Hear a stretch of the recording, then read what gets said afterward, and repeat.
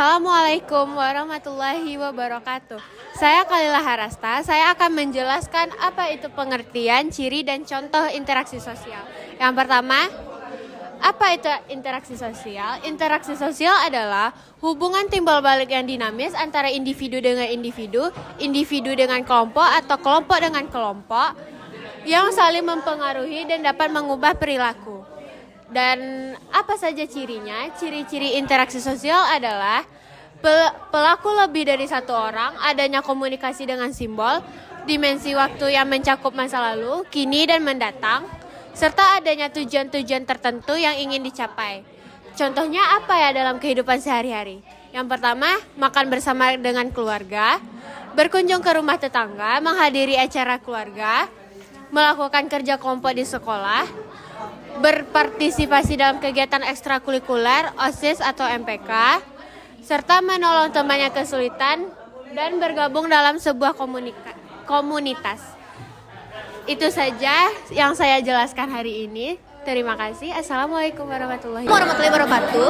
Perkenalkan, saya Dinda Putri Cinta yang akan membacakan materi kedua, yaitu ada jenis-jenis interaksi sosial, unsurnya, dan syarat-syaratnya. Pertama, jenis komunikasi. Jenis komunikasi ada yang berdasarkan bentuk. Pertama, komunikasi verbal, menggunakan kata-kata baik secara lisan, percakapan, atau maupun tertulis seperti dalam email atau surat. Lalu komunikasi nonverbal, menggunakan bahasa tubuh seperti ekspresi wajah, gestur, postur, dan kontak mata. Faktor-faktor interaksi sosial.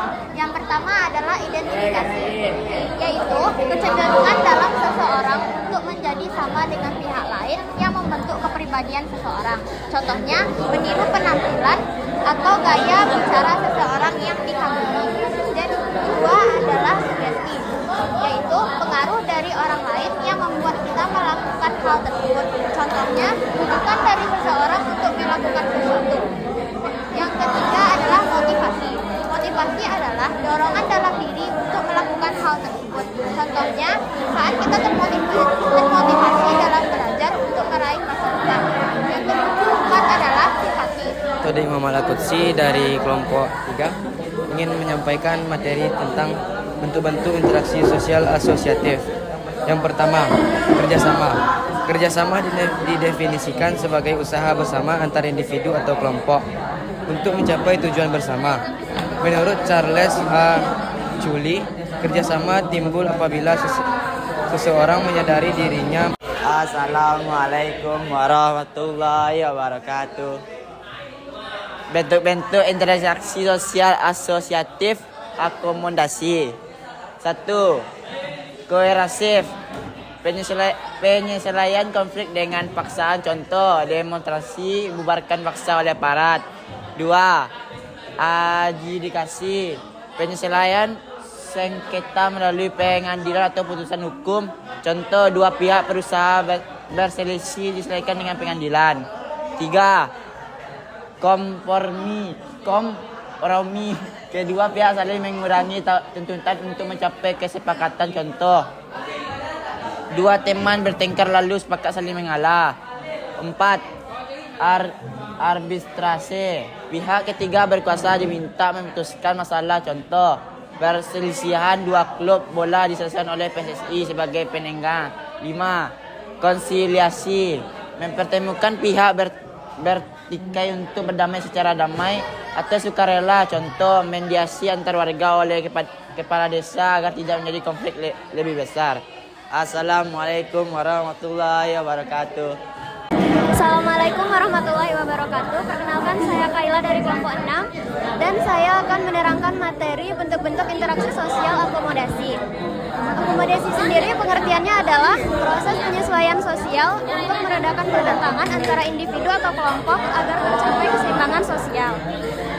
Akomodasi terbagi 6. Yang pertama ada mediasi, yaitu penyelesaian konflik melalui pihak ketiga yang bersifat netral.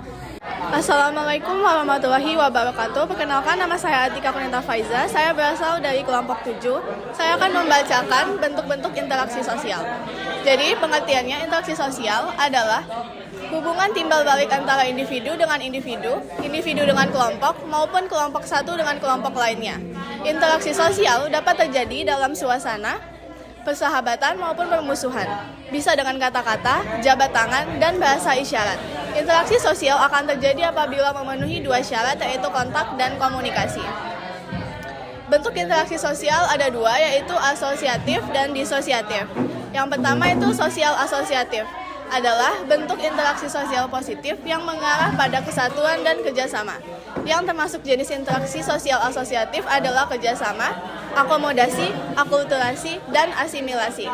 Bentuk interaksi sosial disosiatif adalah bentuk interaksi sosial yang lebih mengarah kepada konflik dan perpecahan, baik individu maupun kelompok. Yang termasuk jenis interaksi sosial disosiatif adalah kompetisi, kontravensi, dan konflik sosial. Jadi asimilasi adalah usaha-usaha untuk meredakan perbedaan antar individu atau antar kelompok guna mencapai satu kesepakatan berdasarkan kepentingan dan tujuan-tujuan bersama. Contohnya, asimilasi misalnya seni kaligrafi yang berasal dari Arab yang berkembang dalam kebudayaan Islam di Indonesia. Sekian presentasi dari saya. Wassalamualaikum warahmatullahi wabarakatuh. Assalamualaikum warahmatullahi wabarakatuh. Perkenalkan, nama saya Raza Suranda. Saya adalah pembaca materi terakhir, yaitu bentuk-bentuk interaksi sosial disosiatif. Yang pertama itu ada kompetisi, bentuk persaingan atau interaksi sosial di mana orang atau kelompok ingin meraih tujuan yang sama. Persaingan dilakukan secara sportif dan tidak ada benturan fisik bagi peserta. Contohnya berlomba-lomba meraih juara kelas atau pertandingan tarik tambaran dan rusa. Di sini ada gambarnya juga, contohnya gambar pertandingan sepak bola. Ada kontravensi. Kontravensi adalah bentuk interaksi sosial berupa sikap menentang dengan tersembunyi apabila ada perselisihan atau konflik terbuka.